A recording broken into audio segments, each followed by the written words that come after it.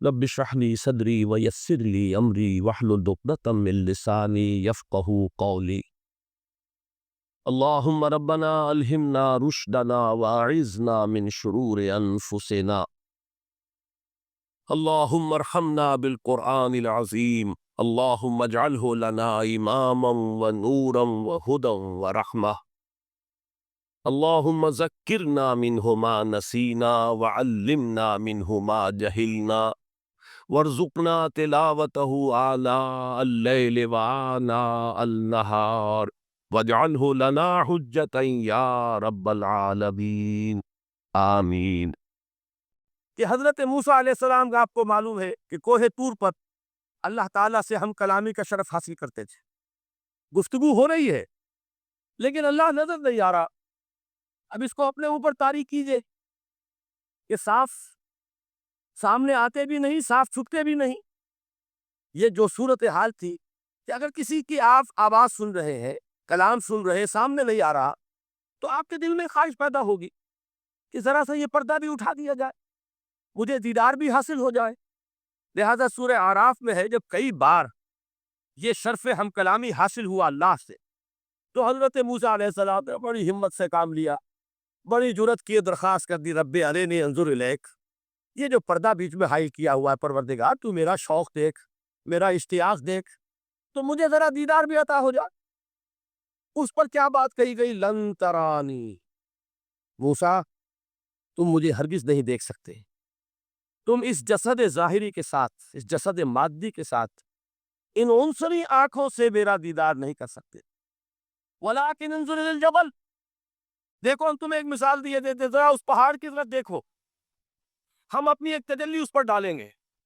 فَإِنِ اسْتَقَرَّ مَكَانَهُ فَسَوْفَ تَرَانِي، اگر وہ پہاڑ ہماری تجلی کو جھیل جائے، تحمل کر لے، تو تم بھی سوچنا کہ شاید ہمیں دیکھ سکو۔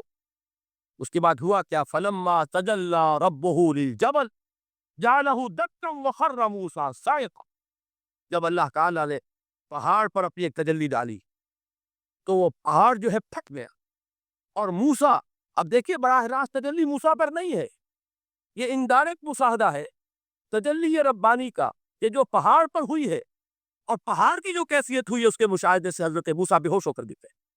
وَصَعِقَ مُوسَىٰ خَرَّ مُوسَىٰ صَعِقًا، یہ ہے وہ مثال جو یہاں دی ہے قرآن کے لیے۔ لَوْ أَنزَلْنَا هَٰذَا الْقُرْآنَ عَلَىٰ جَبَلٍ لَرَأَيْتَهُ خَاشِعًا مُتَصَدِّعًا مِّن خَشْیَةِ اللہِ۔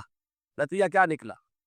انفر کیجئے، استدلال، استنتاج، نتیجہ یہ نکلا کہ جو تاثیر تجلی ذات ربانی کی ہے وہی تاثیر کلام ربانی کی ہے، صرف یہ ہے کہ ہمیں اس کا شعور نہیں، ہمیں اس کا ادراک نہیں۔ یہ بالکل ذات کی تجلی کی جو تاثیر تھی وہی قرآن خود بیان کر رہا ہے کہ اس کلام ربانی کی۔ اس کو بھی علامہ اقبال نے خوب کہا ہے، فاش گویم آنچ در دل مزمرست، صاف کہہ دیتا ہوں جو کچھ میرے دل میں ہے، این کتابیں نیست چیزیں دیگر است، اسے کتاب نہ سمجھ بیٹھنا قرآن کو، یہ کتاب نہیں ہے، کچھ اور ہے۔ کچھ اور کیا ہے؟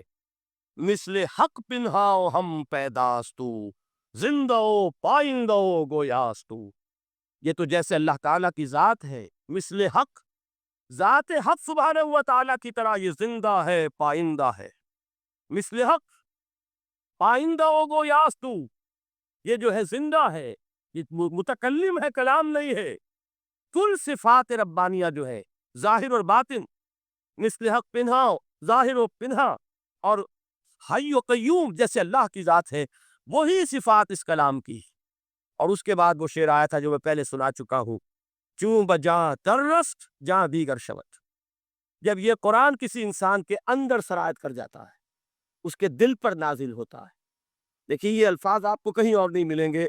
میرے نزدیک جہاں علامہ اقبال اس دور میں قرآن کی عظمت کا سب سے بڑا ثبوت ہے، وہاں عظمت قرآنی کے سب سے زیادہ واقف اور اس کا سب سے زیادہ شعور رکھنے والے بھی علامہ اقبال۔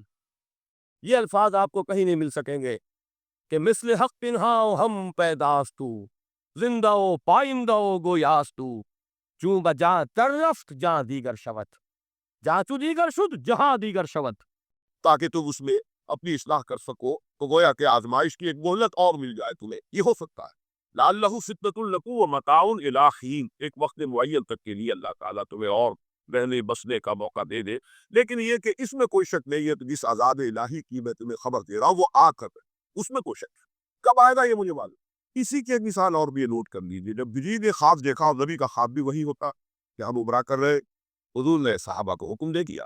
سن 6 ہجری کا یہ واقعہ مشہور ہے کہ اب تقریباً 1400 یا بعض روایات میں آتا 1800 صحابہ کے ساتھ آپ احرام باندھ کر عمرے کے لیے مکے کا سفر کر رہے، حدیبیہ تک پہنچ گئے۔ اب وہاں بھی صورتحال پیش آئی، مکے والے اور گئے، کسی قیمت پر ہم نہیں کرتے تھے، گویا دسون کی مدیہ بہ جائے۔ تو وہاں کی صورتحال کو دیکھ کر مصالحت کی حضور نے، صلح کی، صلح حدیبیہ مشہور صلح حدیبیہ بہت ہی اہم ہے تاریخ کا، سیرت النبی کا بہت اہم واقعہ ہے۔ اس پر بعض لوگوں کے ذہنوں میں یہ اشکال پیدا ہوا کہ حضور نے تو کہا تھا کہ میں نے خواب دیکھا ہے، اور نبی کا خواب تو وہی ہوتا ہے، اور ہم اس وقت جا رہے ہیں بغیر عمرہ کی۔ تو گویا کہ ایک وسوسہ تو آ سکتا ہے، بڑے سے بڑے آدمی کے ذہن میں آ سکتا ہے، اور صحابہ کرام تو آ کر حضور سے کہتے بھی تھے کہ جو بدا اوقات ہمیں اپنے دل میں ایسی باتیں بھی محسوس ہوتی ہے کہ زبان پر لانے سے ہم زیادہ بہتر سمجھتے ہیں کہ ہمیں زندہ آگ میں جلا دیا جائے، یعنی ایسے وسوسے بھی ہمارے دل میں آ جاتے ہیں، دماغ میں آ جاتے ہیں۔ وہ جو وہ فرمایا کیا واقعی کہ میں ایسا محسوس کرتے ہوں کہ اس بات کو زبان پر لانے سے بہتر ہے کہ ہمیں زندہ جلا دیا جائے۔ آج کیا جی یہ تو ہمارا فرمایا واقعی ایمان، یہی تو ایمان ہے۔ شیطان وسوسہ اندازی کرے گا، لیکن جب تمہارا یہ احساس ہے کہ یہ بات اتنی بری ہے کہ مجھے زندہ جلا دیا جائے، یہ میرے لیے احون ہے، ہلکا ہے بنسبت اس کے کہ میں اس بات کو زبان پر لاؤں، تو ثبوت ہے کہ ایمان موجود۔ ریئیکٹ کا کون سی شے کر رہی ہے، اس کے خلاف جو رد عمل پیدا وہ ایمان سے ہے، تو یہ تو پھر ایمان کا ثبوت ہے، یہ آپ نے اطمینان دلایا۔ تو وسوسے سے بعض صحابہ کے ذہن میں یہ بھی پیدا ہوا، تو حضور نے فرمایا تھا کہ میں نے کہا تھا کہ ہم کریں گے عمرہ، لیکن میں نے یہ کب کہا تھا کہ اسی سال ضرور کریں گے، دیکھا کہ ٹائم ٹیبل میں فرق ہو سکتا ہے، یعنی جہاں تک اللہ کا فرمان ہے اس میں ٹائم ٹیبل کا بھی فرق نہیں ہوگا، ناممکن ہے، لیکن نبی کی پیشن گوئیوں میں یا خبروں میں ٹائم ٹیبل کے اندر فرق واقع ہو سکتا ہے کہ اس سال نہیں، وہ اگلے سال پہ اس کو عمرہ قضا کہتے ہیں۔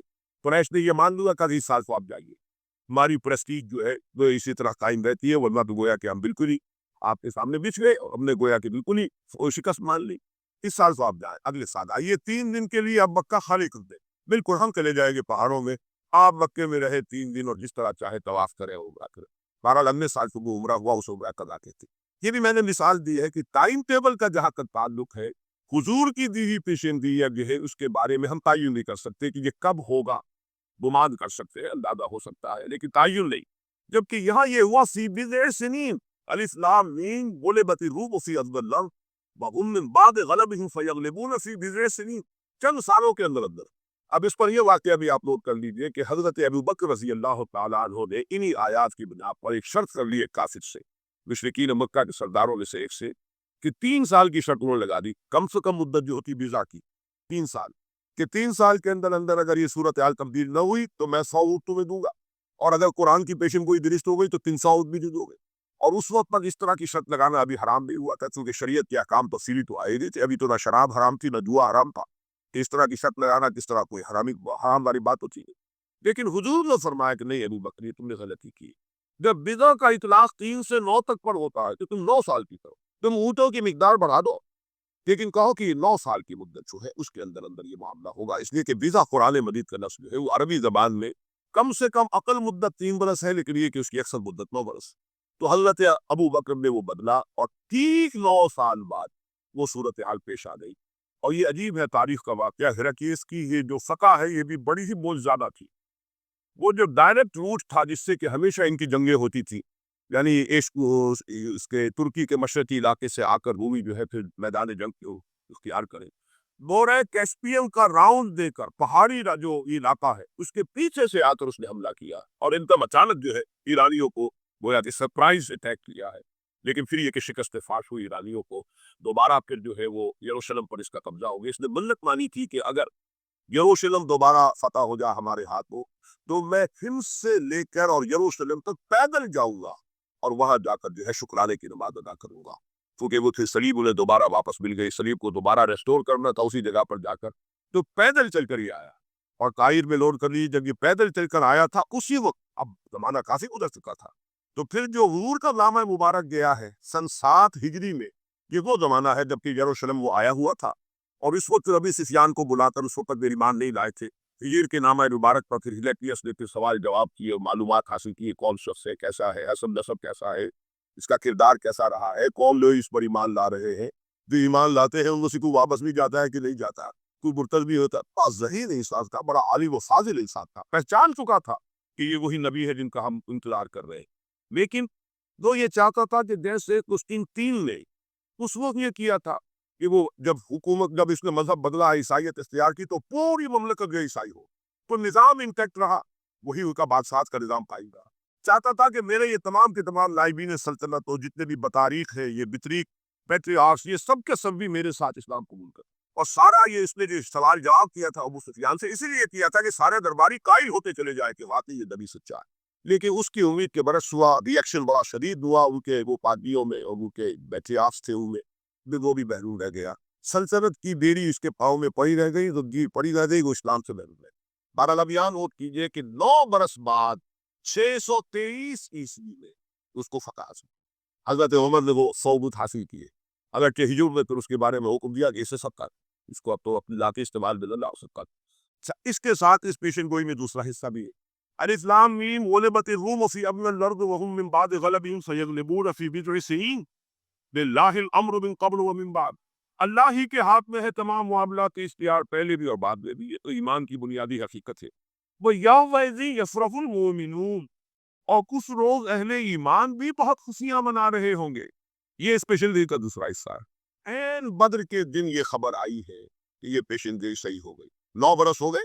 سن 5 جو نبوی سے اور غزوہ بدر 623 عیسوی میں غزوہ بدر ہو رہا ہے. 622 میں ہجرت ہے اور 623 میں غزوہ بدر ہو گیا. اور جس روز فتح مسلمانوں کو حاصل ہوئی ہے بدر میں, اور سرداران قریش جو ہے وہ کھجور کے کٹے ہوئے تلوں کے مانند جو ہے پڑے ہوئے نظر آئے ہیں میدان بدر میں, اسی وقت فتح کی خبر آئی ہے کہ رومیوں کو دوبارہ فتح حاصل ہو گئی ایرانیوں. یومئذ یفرح المؤمن, اس دن اہل ایمان کو بھی بہت فتح حاصل ہوگی, بہت خوشی حاصل ہوگی, وہ بھی جشن منا رہے ہوں گے بنصر اللہ, اللہ کی مدد سے. بدر میں جو اللہ تعالیٰ کی نصرت آئی ہے, ینصر من یشاء, وہ تو مدد فرماتا ہے جس کی چاہتا ہے. وہ العزیز الرحیم, اور وہ زبردست ہے, رحم فرمانے والا ہے. وعد اللہ, اب دیکھیے ذرا تاکید کا انداز دیکھیے, وعد اللہ, یہ اللہ کا وعدہ ہے. لا یخلف اللہ وعدہ, اور کان کھول کے سن لو, اللہ اپنے وعدے کے خلاف نہیں کرتا. ولکن اکثر الناس لا یعلمون, لیکن اکثر لوگوں کو علم حاصل نہیں ہے, اکثر لوگ جانتے نہیں. یہ جو بڑے آیات اور اس کا تاریخی پس منظر, کچھ تھوڑا سا جغرافیائی جو اس کا پس منظر ہے, وہ سارا آپ کے سامنے رکھا ہے. اس کا مقصد یہ ہے کہ ایک طرف تو جو پیشین گوئیاں ہیں ان کے بارے میں تعلیم یافتہ لوگوں کے ذہنوں میں بھی زیادہ کوئی اشکال ہے کہ حدیث میں جو پیشین گوئیاں آئی ہے تو اس پہ رفع ہوتا ہے. ہمارے نبی قرآن اور حدیث میں کوئی فرق نہیں. قرآن بھی ہمیں محمد کے ذریعے ملا صلی اللہ علیہ وسلم, مجھ پر تو نازل نہیں ہوا, کسی اور پر نازل نہیں ہوا, ابو بکر پر نازل نہیں ہوا, نازل تو محمد پر ہوا صلی اللہ علیہ وسلم. وہ بھی آپ کی زبان مبارک سے ہمیں عطا ہوا ہے, آپ سے لیا ہے, صحابہ نے, صحابہ سے تابعین نے, تابعین سے تبع تابعین نے, اور اس کے لیے ریٹن ورڈ ذریعہ نہیں بنا ہے. اصل جو ہے اس کو زبان سے زبان, اور اصل شے آج بھی جو ہے وہ قرات ہے قرآن کی. قرات اور قرات کا فن جو ہے یہ ہے اصل اس کے لیے حجت. یہ لکھنے کا معاملہ جو ہے وہ بھی تھا, اس کے بعد حضرت ابو بکر کے زمانے میں اس نے کتاب کی شکل میں بھی جمع کر دیا, پھر حضرت عثمان نے اس کو ایک رسم الثبت کو بھی تمام امت کو جمع کر دیا. یہ بھی بڑی قیمتی چیزیں ہیں. لیکن اصل جو ہے میڈیم قرآن مجید کا منتقی ہونا کہ قلب محمد پر نازل کیا جبرائیل, انہ نزلہ علی قلبک, پھر لسان محمد سے صلی اللہ علیہ وسلم حاصل ہوا صحابہ کو, پھر صحابہ کی زبانوں سے, پھر یہ تابعین کو, تبع تابعین کو, تو یہ منتقل ہوتا آ رہا ہے. اور ہمارے ہاں جو فن قرات ہے اس میں باقاعدہ سند ہوتی, جیسے فن حدیث میں سند ہے, آپ کس سے پڑھ رہے ہیں, اس نے کس سے پڑھی, اس نے کس سے پڑھی, سند چلے گی. اسی طریقے سے فن قرات میں سند ہے. جو ہمارے ہاں قراء ہوتے ہیں کا تعلق جو ہے وہ جڑ جائے گا اسی دور صحابہ کے قراء کے ساتھ. بہرحال اس وقت جو ویسٹ کر رہا تھا کہ قرآن اور حدیث میں یہ فرق تھی, دونوں چیزیں محمد کی ادا کرنا. اور ہمیں معلوم ہے کہ حضور کو وہی صرف قرآن کی شکل میں نہیں ہوئی, وہی خفی بھی ہوئی. بہت سی باتیں اللہ تعالیٰ دل میں ڈالتا تھا. حضور کا خواب بھی وہی ہے,